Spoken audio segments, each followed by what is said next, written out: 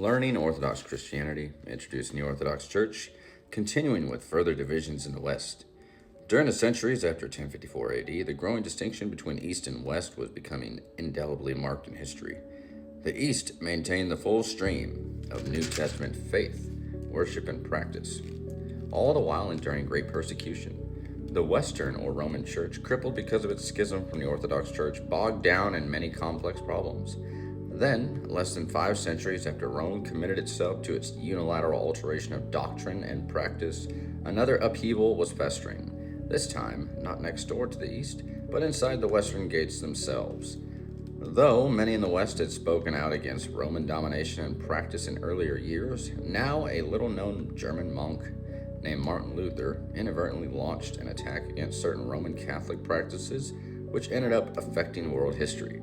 His famous 95 Theses were nailed to the church door at Wittenberg in 1517. In a short time, those theses were signaling the start of what can be called in the West the Protestant Reformation. Luther sought an audience with the Pope but was denied, and in 1521 he was excommunicated from the Roman Church. He had intended no break with Rome. Its papal system of government, heavy with authority, refused conciliation. The door to future unity in the West slammed shut with a resounding crash. The protests of Luther were not unnoticed. The reforms he sought in Germany were soon accompanied by demands of Ulrich Zwingli in Zurich, John Calvin in Geneva, and hundreds of others all over Western Europe. Fueled by complex political, social, and economic factors, in addition to religious problems, the Reformation spread like a raging fire into virtually every nook and cranny of the Roman Church. The ecclesiastical monopoly to which it had grown accustomed was greatly diminished, and massive division replaced its artificial unity. The ripple effect of that division impacts even our own day as the Protestant movement itself continues to split and shatter. If trouble on the continent were not trouble enough, the Church of England was in the process of going its own way as well. Henry VIII, amidst his marital problems, replaced the Pope of Rome with himself as head of the Church of England. For only a few short years would the Pope ever again have ascendancy in England, and the English Church itself would soon experience great division.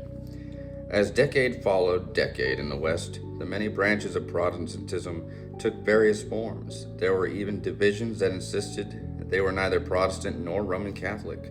All seemed to share a mutual dislike for the Bishop of Rome and the practice of his church, and most wanted far less centralized forms of leadership, while some, such as the Lutherans and the Anglicans, held on to certain forms of liturgy and sacrament. Others, such as the Reformed churches and the even more radical Anabaptists and their descendants, questioned and rejected many biblical ideas of hierarchy, sacrament, historic tradition, and other elements of Christian practice.